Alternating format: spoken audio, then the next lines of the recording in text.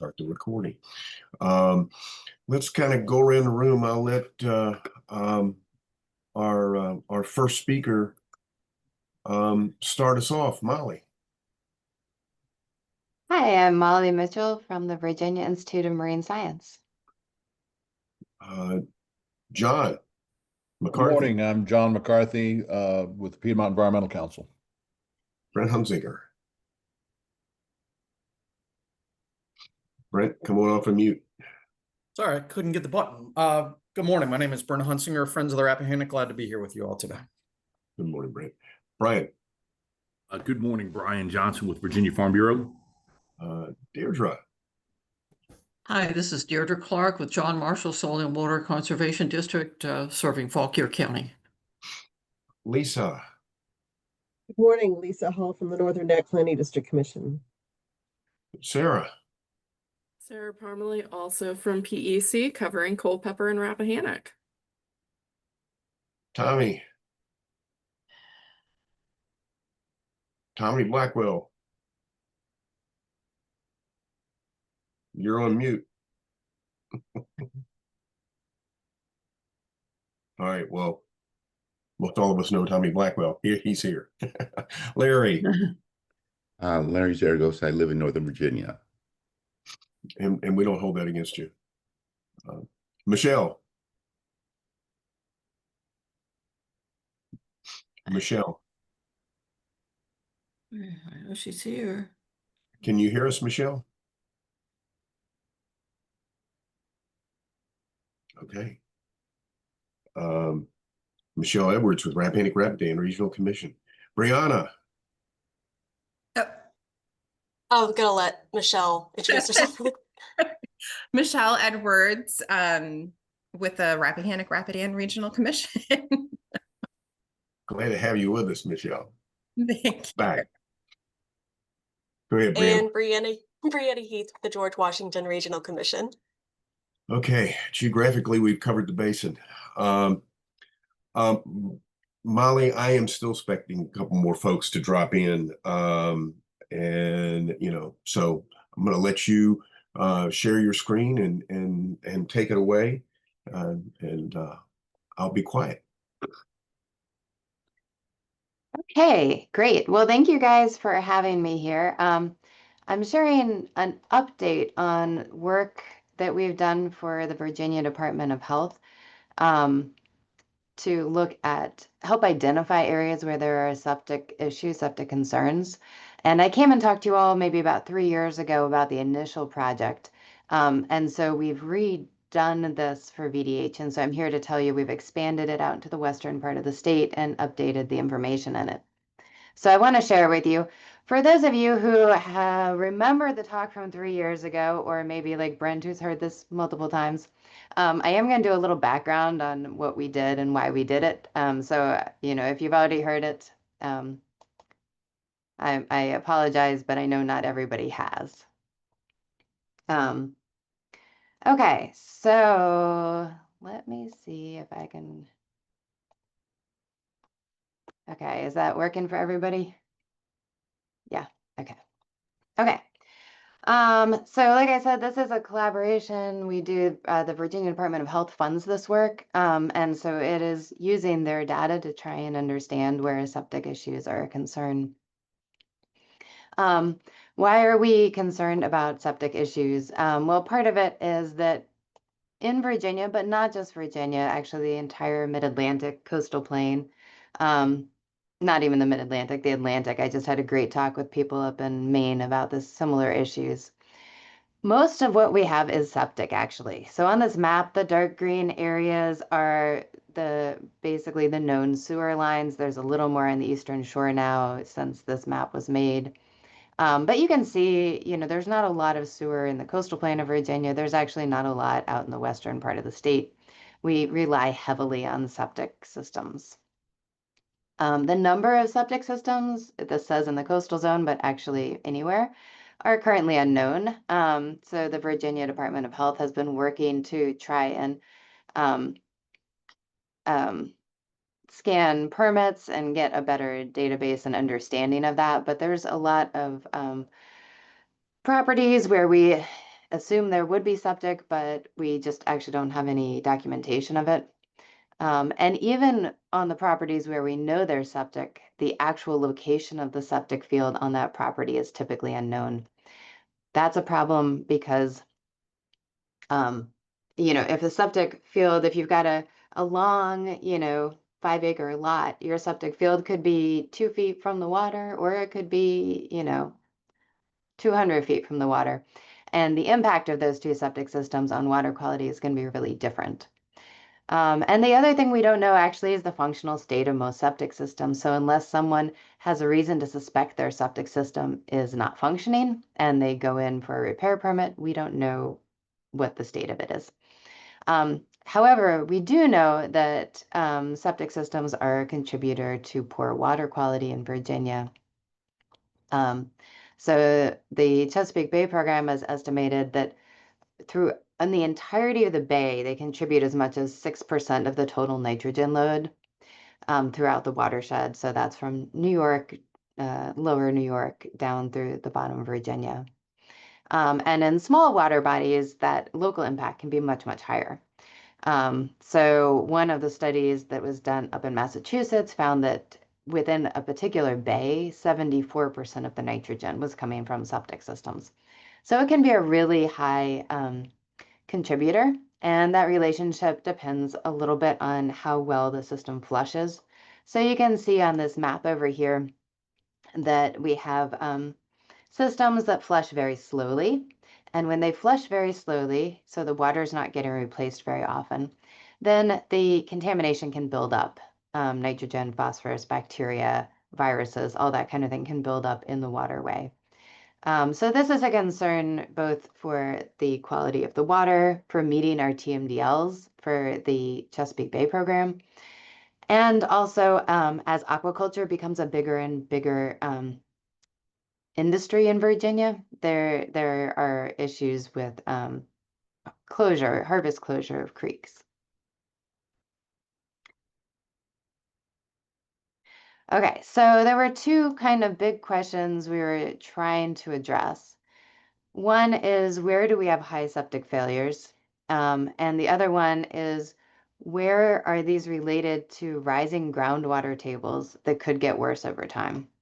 So in the coastal plain, so this is right now, this is just focused on the coastal plain, this rising groundwater question, because we can fairly easily model as sea level rises, it pushes the level of the water table up, which causes the water table to come closer to existing septic fields and septic tanks.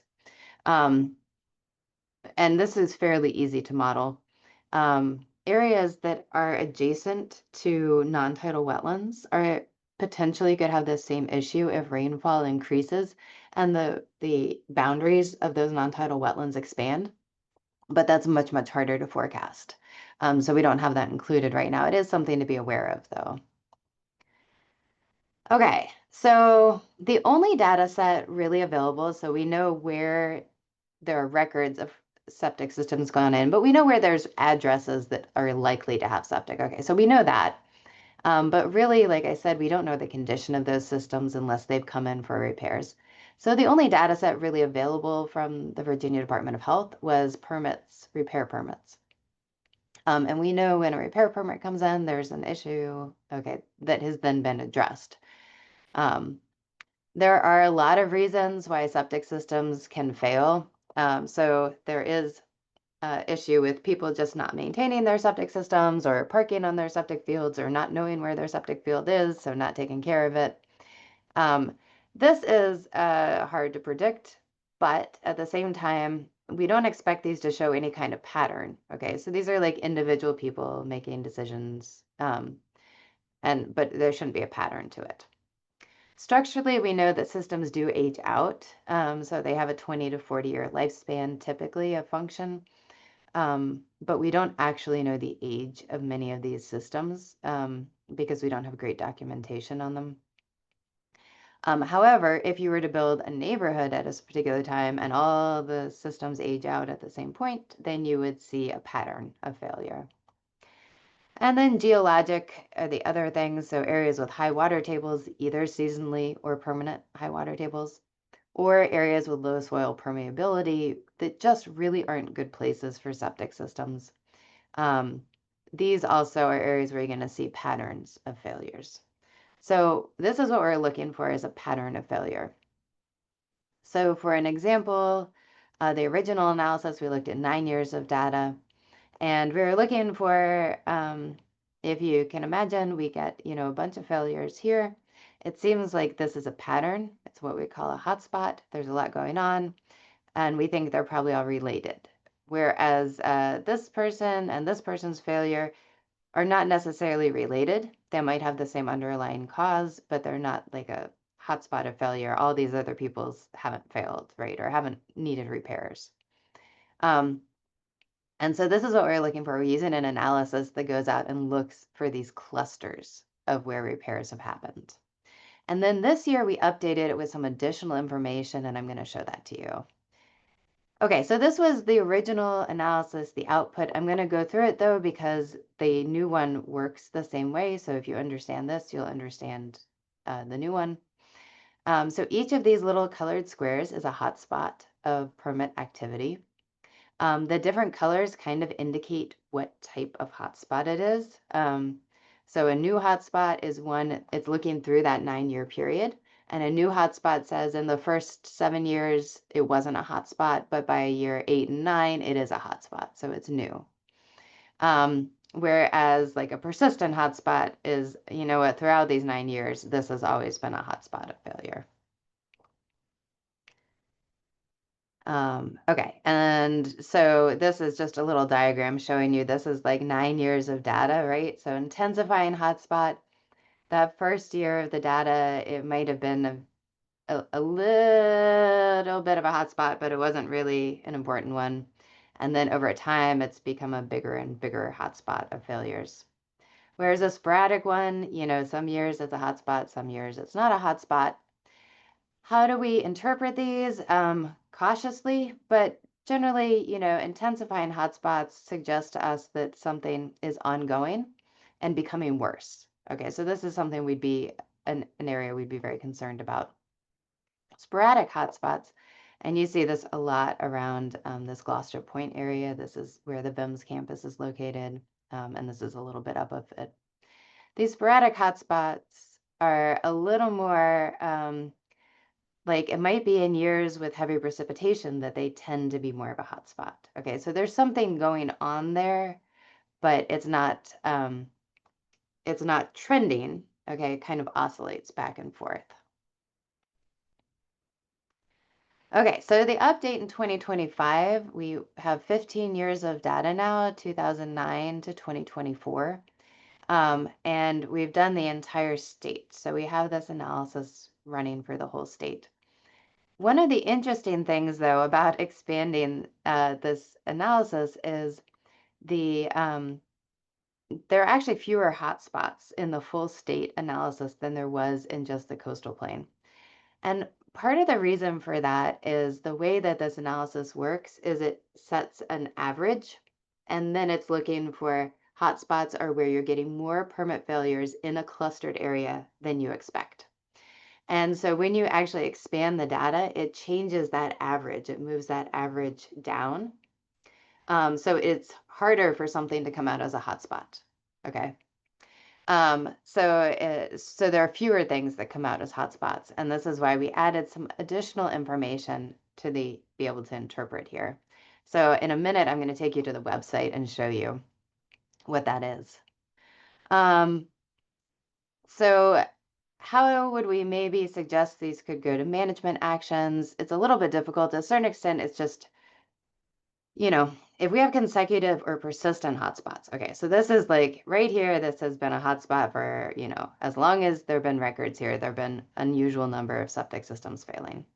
So this is an area that maybe it's a target for sewer systems. Of course, that could be expensive. And if there's nothing coming out near it, that could be, impossible to do.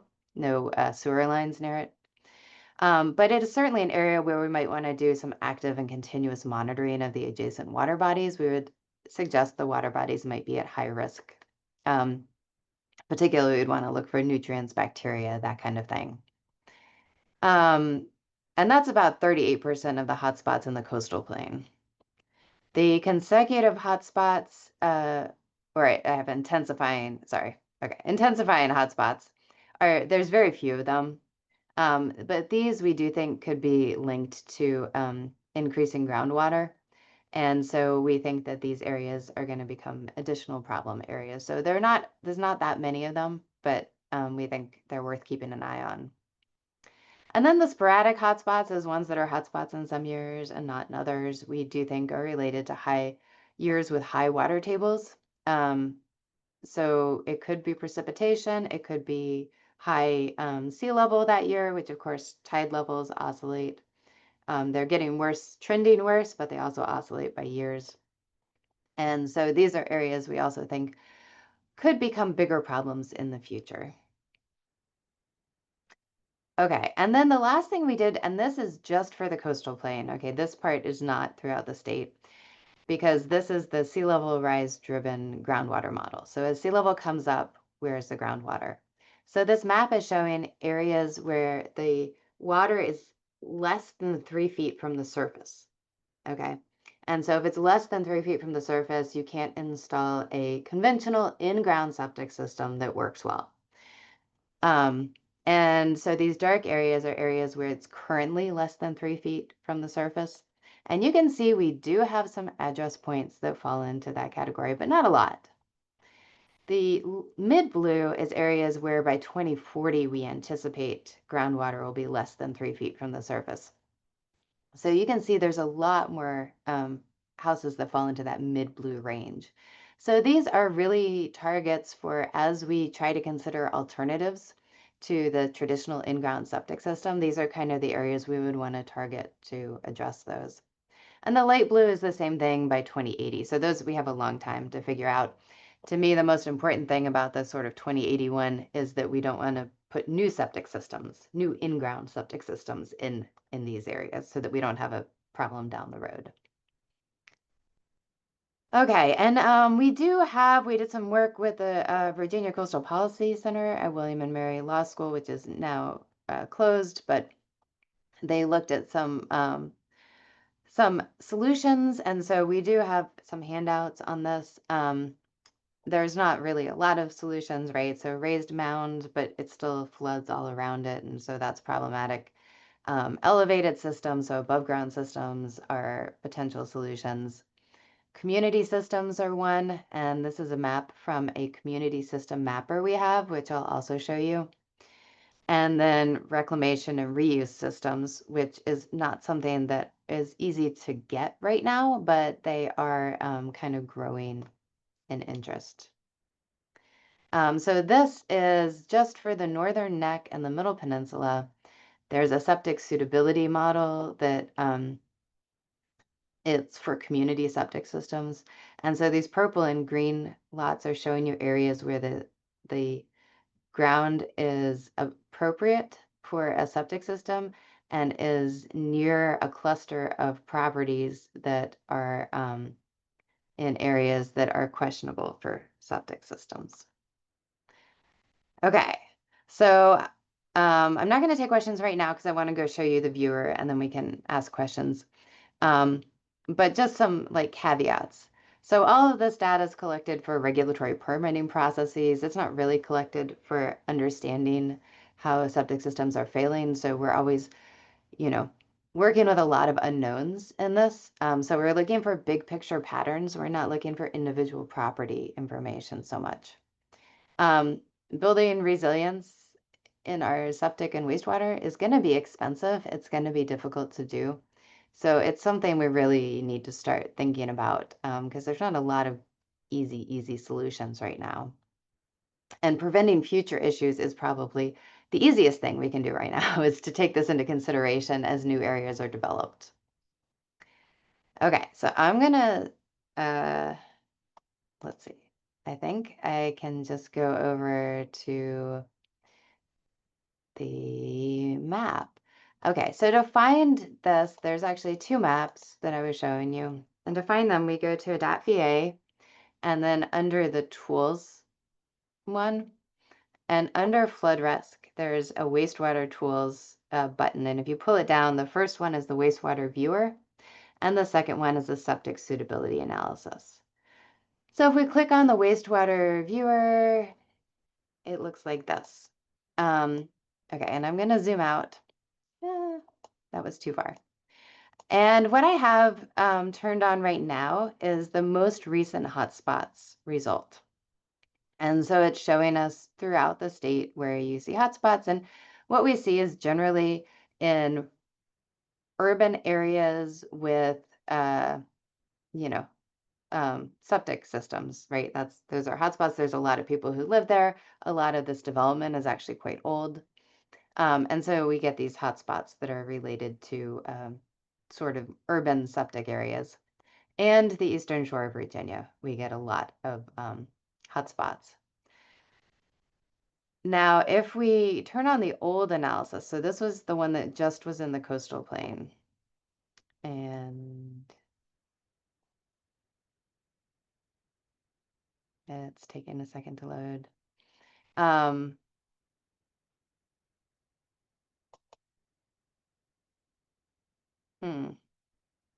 Actually, it's not loading, although it did load earlier. Okay, so it's not loading at the moment, but if you were, you would just see there'd be a bunch of things in Lancaster, Northumberland, Middlesex that fell in the original hotspot analysis, but doesn't fall out as hotspots anymore. And so that's what I was telling you about, that difference between how the hotspot analysis handles this average. Okay, so when you look across the entire state, these don't necessarily fall out as hotspots. If you look just across the East Coast, they do. So we added some extra information this time, and I don't know why this is loading, not showing up on the map, but I'm going to turn it off for the moment. So the extra information we added this time is there's two other ways we can look at it. So these are the hotspots, so statistical analysis. But we can just look at the number of septic repair permits within a 1 kilometer grid. Okay, so if you were to look at any 1 kilometer area, you can go and click on this, and it says there were 38 septic repair permits during this time among 226 addresses. So it's not a hotspot, but this is something where this dark green might be something we want to focus on targeting. The other way to look at it is percent addresses. And so this, again, if we click on it, we get the same kind of information. So 125% of the 4 addresses within this have submitted septic repair. So one of these places has repaired their septic system twice in a 15-year period. And each of the 4 addresses has replaced it at least once. So, this is an area where we might want to target this area for different types of systems, different solutions, not in-ground systems. But also we might want to be careful about putting additional systems into this area because there's clearly something about the system that's not appropriate. Okay, so do people have questions? I have maybe a tangential question. Thank you for the presentation, Molly.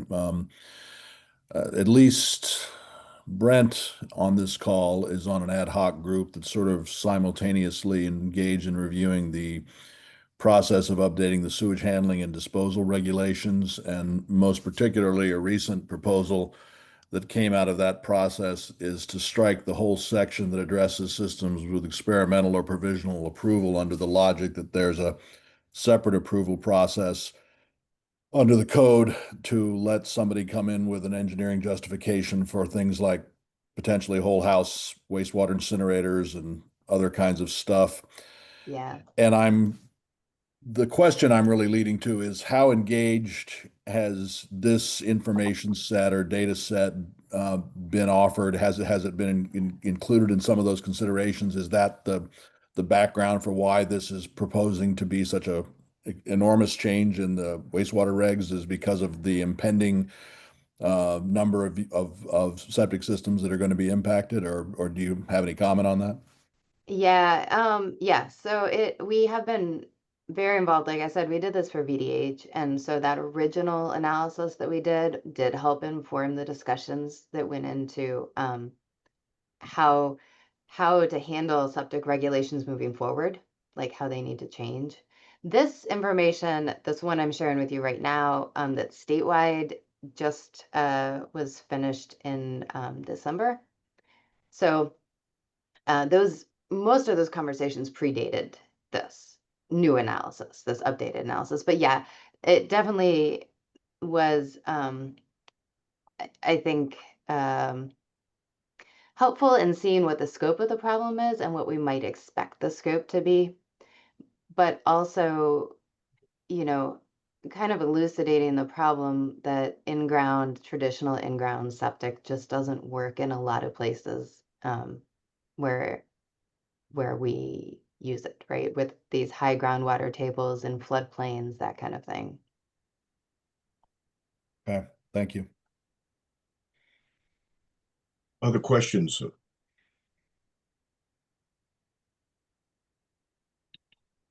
Molly, can you kind of zoom out, and then it looked like in looking at the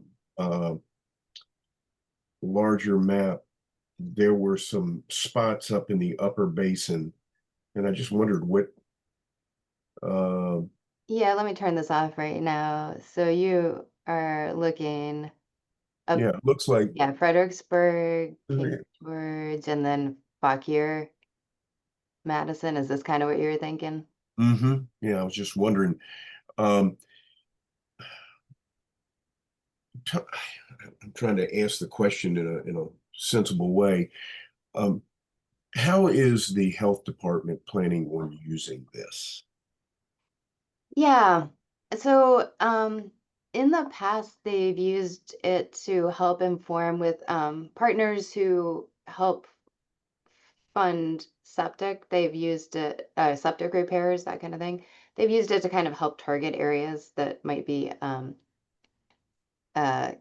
key areas to reach out to people and see if they're interested in engaging in these programs that help support septic. So that's, I think one of the big things is I think part of it is just to get an idea of the scope of where it's problematic. And the truth is kind of wherever you have a lot of septic, it seems to be problematic. But yeah, so and so how they plan to use it other than that, I'm not exactly sure. Okay. But targeting funding, I think, is one of the goals. This is Michelle Edwards from RRRC, and I'll say that as part of our DEQ contract, we're going to be looking at septic issues and potential solutions with our local VDH staff, and this data certainly will come in super handy. It kind of grew out of a recent local TMDL in Culpeper County, which surprisingly looks like there's no issues in that area according to data. It's no hotspot, right? Yeah, it's not, because the area that it was in has blackjack soil and, it has really horrible soil, and the local residents had failing septic, and there was a lot of interest and outrage during the local TMDL meeting. So yeah, I guess when you look at it on that, even though it's not listed as a hotspot, but yes. It's not a hotspot, and I think this is because, okay, so part of the issue with a hotspot analysis is that it's that the numbers are different from the surrounding area. Okay. And so I think this is pretty well distributed, the number of permit repairs that have been done, and that's probably why it's not coming up as a hotspot. But so that's why we provided this additional information, because we think the hotspot analysis on a statewide level, it clearly identifies, here, Madison, okay, it clearly identifies some places that are problem areas, but it doesn't identify, like, this is actually a lot of, pink and dark pink, Yeah. and it doesn't come out as a hotspot. So, this one, 50%, so there's only 4 houses there. But half of them have had to replace their septic system in the past 15 years. So, we think this information will help identify, particularly in rural areas, they tend not to come out as hotspots because there's just not very many houses there. Yes. Yeah. Yes, that makes sense. Okay, thank you for that explanation. So yes, I might be reaching out to you for more information as this goes on. Absolutely. And this is not currently the old hotspot map, I think might be online, the data for it. This is online to look at. The data behind it is not yet, I think, posted on our website, our ScholarWorks website, but we can do that. So if you want to bring it into your own GIS system, it would be available. Yeah, that might be super helpful. Thank you so much. Mm-hmm. Michelle, I got a question for you. Yes. What kind of policy discussions are emerging from the work that you're doing relative to this? This is something that is just starting at this point. So what do you anticipate then? I mean, I think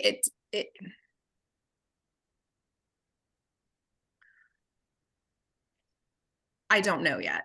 I guess I will say that. I mean, I think what we're really looking at is right now, Culpeper Soil and Water Conservation District has their cost share programs, and there are gaps in coverage of where there's been TMDLs and where they're able to provide cost share, and where there's not existing other programs that can help those folks. And that was really one of the issues with the local TMDLs. These people felt like they didn't have help, and it was going to be a while until the TMDL was all buttoned up and there was funding and all of that kind of stuff. So looking at where there are hotspots and where there are gaps in coverage and where we can target with additional TMDLs and things of that nature to try to get people help. Whether it becomes more than that, I don't know yet. We're just really starting the conversation.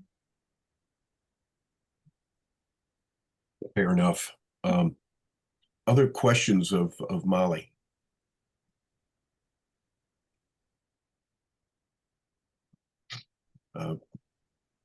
Okay. Molly, thank you very much. Absolutely. Thank you. Appreciate it. This is keep us posted as this continues to develop. I will have a discussion with the chairman to see if we want to try to get this on a future commission meeting. Any timeline of future enhancements or developments? Can you touch on that for just a second? Yeah, so we are hoping to find a way to make this updated more frequently. It's funding is really like the issue, figuring out what that stream of funding is. But that's what we're looking to do, is to try and keep it updated more frequently. And we are also kind of looking at if there are ways to map areas where we want to be super cautious about putting in new septic systems. And so not to, this is a sensitive thing because we don't want to map it in a way where it's like, people are feeling that they're being picked on or something like that, because that's not the goal. But we want to be able to give You're telling me I can't put my house right.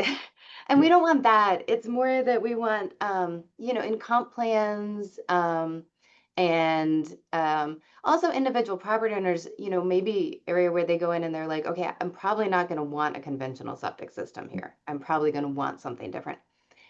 so it's figuring out how to do that. But I think that could be a useful piece of information from a planning perspective.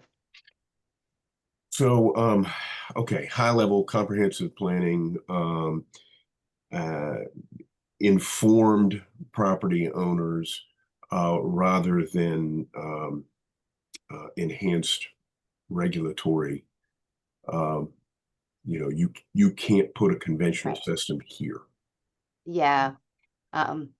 Yeah, the group I was talking to in Maine, I mean, they're in a town, okay, not a state, but I mean, they're in a state, but this is just a town they're working on. But they're going door to door and talking to people about their septic systems, and that kind of education would be amazing, because a lot of the problem is that some people are just not that familiar with septic systems or how they work or might make them fail. True. But it's just hard to do on a statewide level, right? So information that other people can use to do that kind of effort would be, I think, useful also. Okay. All right. Thank you, Molly. Any other final comments or? Hey, Eldon. Yeah, this is Joe. Sorry I'm late, but I'm very interested in this tool. So thank you, Molly. Maybe a question for the group, because it's been made aware to us of issues of septic pump outs and wastewater treatment plants not accepting the pump outs. Has that been brought up in this discussion? It has not. It has not. But I have heard that is a problem in some areas. Yeah. I've also heard that because we have our septic program going now, and when we started up, we were asking different questions for people who applied to be kind of pre-qualified, and that was definitely one of the topics brought up, in that prices are going to be going up because they have to travel further to dump the waste. And what's the reason for refusing it? So it's and I've learned about this, and I don't have it with me, but it's a quirk in state law where if you're an older sewage treatment plant, you can limit the amount of septic waste I think you get from outside of your jurisdiction. And so what I've heard, particularly in the Northern Neck and King George, it's an issue where haulers are, having to go further to find a wastewater treatment plant that will accept it. I know I've been talking with DEQ officials in King George about maybe upgrading the plant at Dahlgren so that they can set up, I think, a staging area for this and potentially treat it. But that's a capital cost because you have to be set up. And this is a lot of my area of expertise, but I think it is going to be a problem into the future. It's occasionally impacted up here at Remington, which takes a lot of the septic disposal waste from the rural areas in Culpeper and Fauquier counties. And at the moment, I believe they're handling it just as you imply, Joe, a sort of a holding tank for septage, and so they can be added into the regular flow at peak volume levels. Some of it has to do with how much wastewater is being treated, and you can't overwhelm it with too much septage at one time. So. Yeah, I mean, other things I heard from DQ is like in-ground, like ponds for holding it. I think, with neighbors. Yeah, and I think there's anecdotally been concern about certain bad actors just dumping it on land. Yeah. So that's a concern. Brent, did you want to add something? I was just going to say, Eldon, there had been some discussion of this in the Lancaster kind of work group that's working on some wastewater issues and sewer issues in Lancaster County. And there had been some talk about trying to upgrade a couple of facilities, I believe somewhere in the Northern Neck. I can't remember off the top, but my understanding, kind of building on what Joe was talking about, is they were having to go to Stafford, I think. Stafford was accepting wastewater and has since, in the last few months or months in the past, has, I believe, stopped accepting wastewater from other areas. So that certainly is an issue going forward. So just kind of a little update on my understanding of where we're at with it. All right. Thank you. Thanks, Joe, for bringing that up. Go ahead, Lisa. Yeah, one more thing on that, and that's also the length of time of hauling and the expense and all of that is just increasing the cost of septic pump outs. So we're able to do fewer pump outs than we were with the same amount of money from DEQ for the low to moderate income septic pump out program that is our arguably most popular program that we've had. Okay. Eldon. Tommy. Oh, sorry. Tommy, go ahead, and then we'll get back to Brent. Just some anecdotal information. I live on a farm with 5 families. We just recently had 4 of our systems pumped out, and we were at about the 5-year mark. And the price went up about 75% over 5 years ago. And the person who came and pumped out, they take it to, I mean, just the cost of disposal and things like that. So I just wanted to show that things are going up quite a bit just in the 5 years since the last time we did it. All right. It sounds like this is a global issue.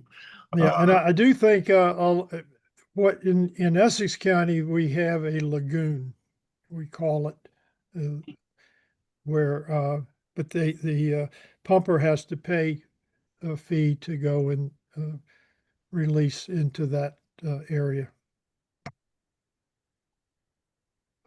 We'll call that old technology. Brent, you had something. Yeah, I just wanted to go back real quick to the idea of, you know, when we identify hot spots or certain areas where septic is an issue or might be an issue in the future. A few years ago, Friends of the Rappahannock worked with the, what is the name of the program that goes from region to region to work on resilience issues? I can't remember what off the top of my head what that was, but we participated in the Northern Neck and Middle Peninsula. Lisa, maybe you can. The raft. The raft, yes. Thank you. And they had a kind of a micro grant availability at that time, and we actually were able to successfully, with money from that raft micro grant, develop a little system of advertising, but also little mailers that we created. That we kind of mailed to different places in the Middle Peninsula based on Molly's work and her partner's work. So we have, if folks are interested, we could certainly try and share with you some of those ads. You know, we could change around. Basically what we had on it was the local planning district commission contact information, as well as the local health districts, just as potential resources and information. So glad to try and share some of that base information. Then we would just need to like help change up some of the contact info potentially to use in some of the different planning district regions in the watershed. So we don't have to start from scratch is what I'm offering. Yeah, I think that's great, Brent. You guys and SIRCAP were the 2 groups I knew of that had actually tried sort of direct outreach at festivals and getting to people and letting people know about this issue. And I do think education is a huge component of solving it. Other comments or questions? Hey, Brent, if you can put your hands on, you know, one of those, what you said, postcards? Yeah, they're little postcards. We have 2 different sizes of postcards, and then we have all these other ads that we created. We did stuff over the radio, we did newspaper ads, but yeah, we definitely have a stack down at the office in Tappahannock still. Okay, I'd love to see one. That's where I was going with that. Sure. Okay, other things for Molly. Molly, again, thank you very much. We thought we were wrapping it up a couple minutes ago, and then we went on another tangent. I have a quick question. Go ahead, Sarah.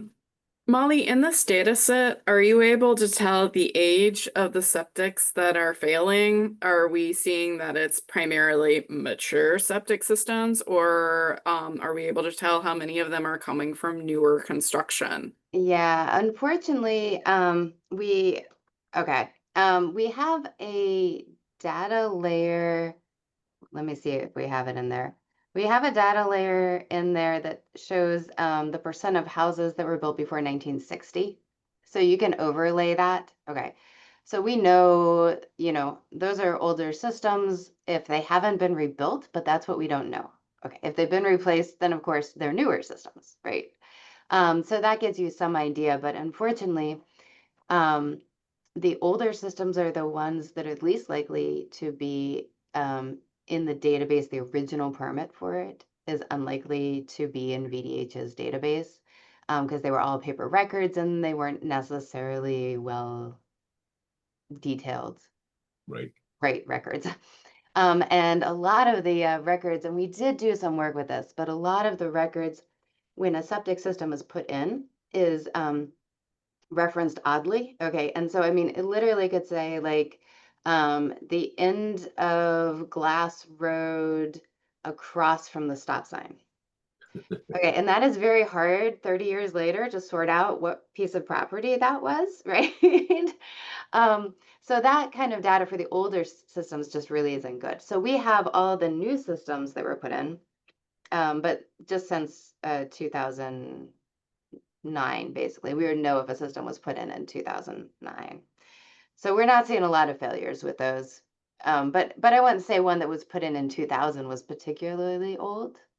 I mean, 20 years is a reasonable time for a septic system. Yeah. Okay. So it's a data gap for sure, Sarah.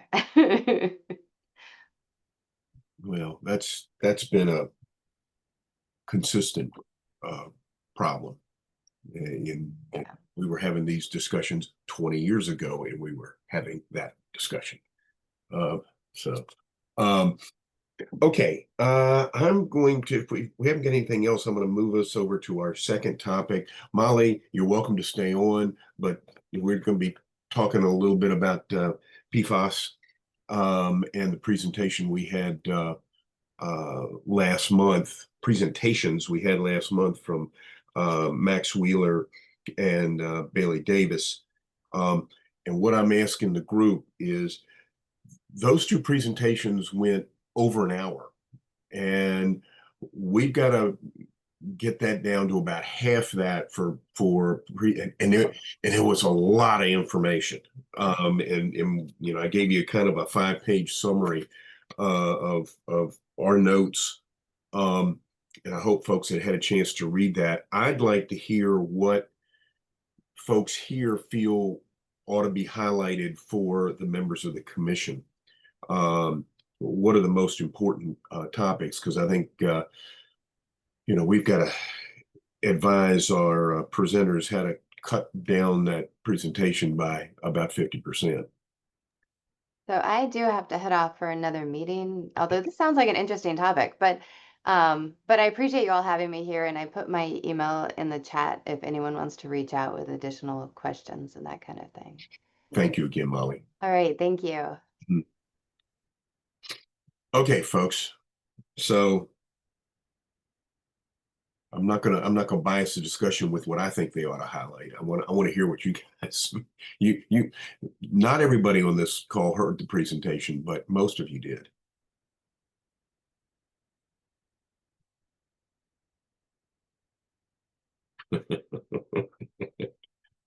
It's all good, right? It's all important. Yeah, that's what I found myself doing as I was reading through it. Okay, so nobody's got any particular highlight. Be sure they do. Go ahead, Larry. So I will just comment that I think the things to emphasize for your elected officials are the issues they're going to face with in terms of tough decisions. For example, it looks like there's a regulatory framework that's in place right now that is going to require action on PFAS. And so what they need to know is they need to know, given the current regulatory framework that we have, what can they be expected to be required to do? And do we have the information to do that? Um, and I thought the presentation that was provided was absolutely outstanding. And I agree with you that I think uh, trying to frame things in a way such that it gives our elected officials what they need is really critical. Thank you, Larry. You're welcome. Appreciate that. Other thoughts?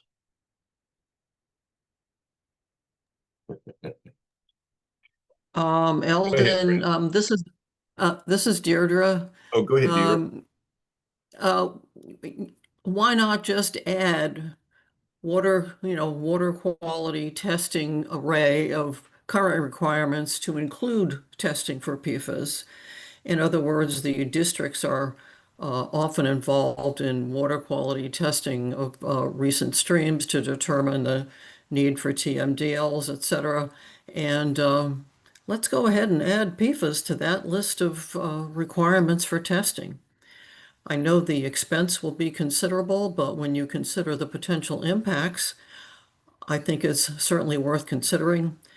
And another is investigating further the impacts of runoff from biosolids applications. And as I asked last time, but I don't know that it would be, let's say, a welcome inclusion, is the testing of the products of grazing animals that are grazing on fields to which biosolids containing PFAS have been routinely applied. And I'm thinking everything from milk to meat, etc. Just as maybe an academic exercise to begin with, but definitely the inclusion of water quality testing within streams and surface water. Okay. I'll pose that question to them and see how they want to try to address that within the presentation. Brent, did you have something? Yeah, actually, I'll just reiterate probably maybe a focus on PFAS and biosolids seems to be one of the hotter issues in the watershed. Just with multiple kind of permit applications. And honestly, it's going to serve as a pretty good primer coming in because I have a feeling there'll be some action at the General Assembly surrounding that issue and PFAS in general. So that would probably be something to keep them updated on and understanding as we move into the session. I would like to second Brent's remark, especially since Maryland has started cracking down on biosolids. We are now the easier target. And, this PFAS and biosolids are an issue that has the potential to affect one of our most vulnerable and most important demographics, which are farmers. And since Brian's world has been called out, Brian, you want to add anything there? Sorry, I was on mute there for a second. I think I would, agree with what she just said. I believe I was a little bit distracted with a phone call there a second ago, so I may have missed some of that. But what was her thought? That there should be some discussion by our presenters or acknowledgement of PFAS and biosolids, and there may be need for additional sampling and testing. Just to make sure that farmers are aware of what they're being asked to put on their fields, not necessarily that we're against biosolids, but we want to make sure that those biosolids are safe for the lands where they're being applied, as well as safe for the people who are, being exposed to them. Yeah, I think that's fair. Larry. I just really think Sarah made a really important point about the biosolids and letting people know what's being applied. I wanted to note that the Potomac Riverkeeper has been reaching out to try to reach farmers and others, and the fishermen in the area also have a concern about PFAS because it can affect the obviously it can affect the fish. I also, one thing I didn't mention was I know in Fairfax County, we have a Department of Public Works and Environmental Services, and they have undertaken steps to characterize the sources of PFAS that we have in the county. Um, and I think that's really important because unless you're going to end up wanting to treat this stuff at the wastewater treatment facilities or some other place where you collect everything, uh, identifying the sources and treating it at the sources is really the way to go. Um, and I can ask Director Harrington about sharing some of that information with you guys if you're interested. Yeah, yes. Mhm. Okay.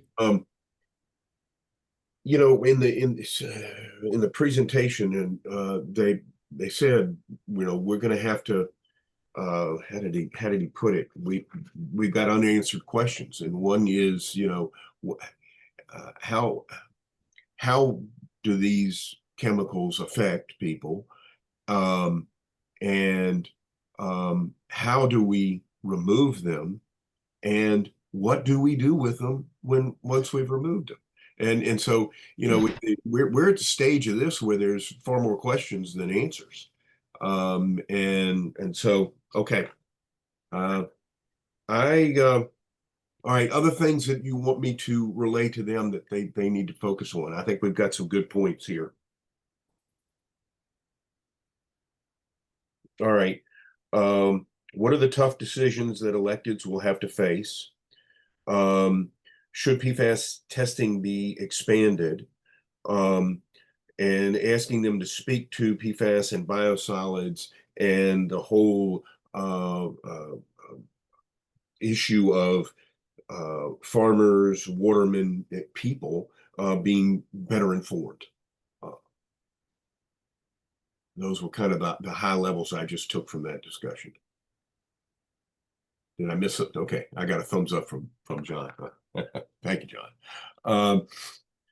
Joe, I know you didn't you weren't listening to the presentation, but I don't know if you had a chance to read our summary notes.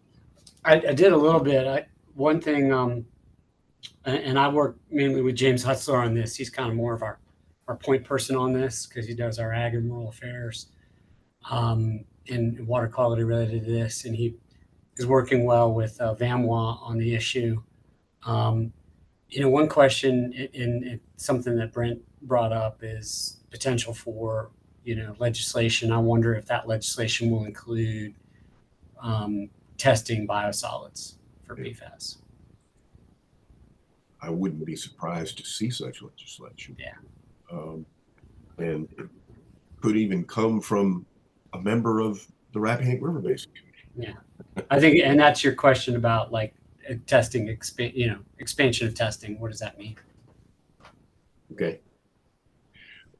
Great. Thank you, everybody. We got everything done in an hour, and we will be back together again in let's see, what's our date in August?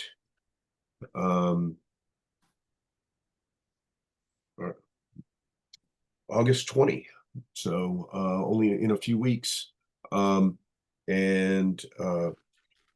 just an FYI, if you'll remember from those of you who were participating in the last commission meeting, there was a big discussion about creating work groups. The chairman and I have had a hard time connecting. I think he's really been busy with the beginning of campaign season.